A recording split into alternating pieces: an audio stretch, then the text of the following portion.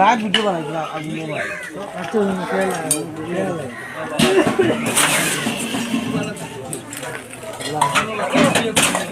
আচ্ছা দামা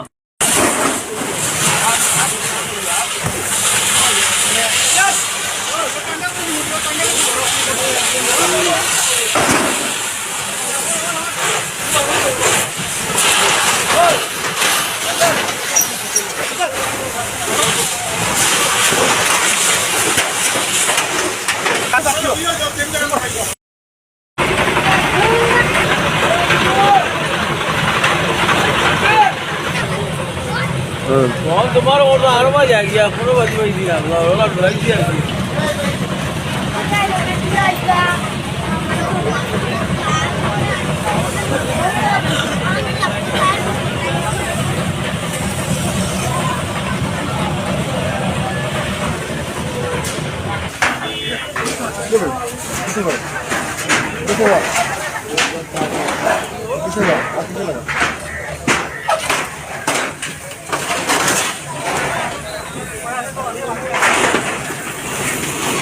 আর একটু একটু অন্ধকার তখন আগুন লাগছে খড়গপুর ফেরিঘাট একটা ফার্নিচারের দোকানও তাকে এই ব্যাক সাইডটাই লাগিয়া অনেক বড় আকার ধারণ করছে। আমরা বারবার বিদ্যুৎ বিভাগে ফোন করছি, তারা ফোন উঠাইছে না।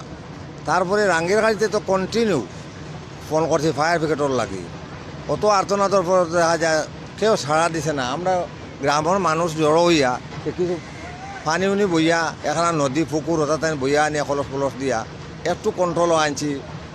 দুইজন মানুষ ভাড়ানি হয়েছে রাঙ্গিরহাট থানাত বাইক মারিয়া গিয়া পাইছে সব গুমো ওই মতো অবস্থা তারা চালাইয়া কইছে বলে খড়গপুর ফেরিঘাট আগুন লাগিয়ে পাইছে সফা হয়ে যায়। তখন তা একটু সারা দিয়ে একটা গাড়ি আইছে, তাইয়া পাইছে এরকম কন্ট্রোল হয়ে গেছে কি আমরা করে দিছি। আমরা নিজে আমার মানুষ ফাটাইয়া বাইক দিয়া গিয়া হে চালাইয়া রাঙ্গিরহাট থানাত কইছে। আমি ও কথা কইতাম চাইছি যেটা গড়ছে তো গটিও গেছে, কিন্তু অদূর ভবিষ্যতে যাতে আমি এসপি মহোদয়ের কইয়ার থানা মানুষ যদি ঘুমো থাকে অত বড় শিলচর শহরের মতো জায়গাত তারা নিরাপদ অবস্থায় ঘুমার, আর মানুষও তো তার ডোর লক করে দিছে, তে তো এখানেও থাকা না থাকা সমান কথা হয়ে গেছে। অত প্রতিষ্ঠান থইয়া কীভাবে তারা ঘুমাইলো অত সময়, এবারে কোনো সারা শব্দ নাই, ফোনেরও কোনো ছাড়া দিছে না। এটা ডিসি মহোদয় এবং এসপির কাছে আমার অনুরোধ রইল।